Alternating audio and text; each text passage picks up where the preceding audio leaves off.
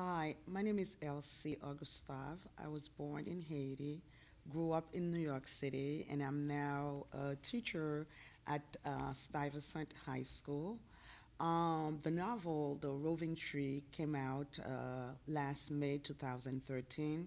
It is the story of a 5-year-old Haitian girl adopted by a wealthy white American family and her struggle for a cultural identity.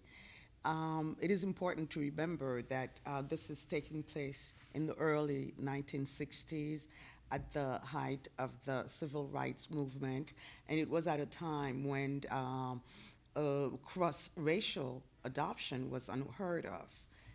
Okay, and I'm going to read this passage. Iris, as a young woman in college, returns to Haiti to discover her roots and family secrets, to understand why she was put up for adoption and what are the circumstances of her birth. The pinkish hue of the early morning served as a background for the chirping of birds. Careful not to disturb the stillness of nature, I took off my sandals and sank my feet into the uncut grass, still wet with dew. I breathed the smell of moist earth that reminded me of my childhood. The image of a carefree, barefooted young girl running flashed before my eyes. Then I heard Agat's protective voice telling her to be careful. I realized then that my soul drew energy from the blood in my veins, like the roots of trees draw water from the soil. As I inhaled earthy fragrance in the air, visions of Agat's casket being covered with dirt came to me, ashes to ashes, dust to dust. Despite the distant experiences that separated us, my mother and I formed an entity connected by silent and invisible ancestral blood. My roots were deep, and I could draw inner strength and spiritual nourishment from them. That realization became the source of a promise to myself to always remain deeply rooted as I continued my quest to reach for the sky. Peddlers walked down a hill with baskets on their heads on their way to the market. Thoughts of my mother continued to occupy my mind, and I remembered throwing away her picture to avoid being reminded of a life I was so eager to forget.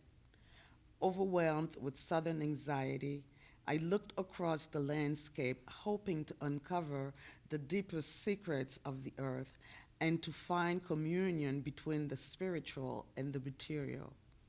The fragrance of the grass and the beauty of the trees softened my heart.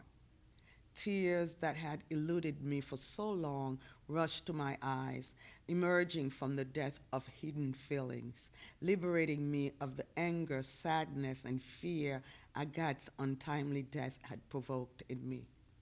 Peering out to the hillside, I examined the earth that had succumbed to erosion. The best of Haitian Mother Earth had been washed to the sea. She stood naked, barren, watching her fruitlessness become a source of hunger and unrest. The sun was partly visible behind the mountains when Marie-Ange and I left for the cemetery. I followed her quick steps until we reached bright blue, hot pink, and lime green gravestones whose architecture resembled the houses that people lived in. This is food and drinks for Baron Samedi, the lord of the cemetery, Marie-Ange explained, pointing at a 4-foot wooden cross where people had left cups of black coffee and cassava pancakes. A few feet away from Agat's grave, a woman in a white dress poured a coffee libation. I knelt down on a step, believing Agat's strength had rested in her ability to endure pain. The tears that once flowed from my eyes nourished my soul.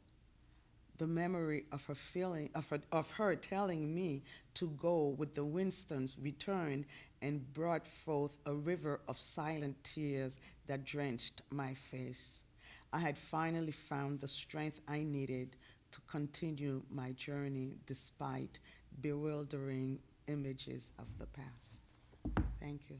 My name is Elsie Augustave. I am the author of this novel, The Roving Tree, and I'd like for you to know that it's available at aalbc.com.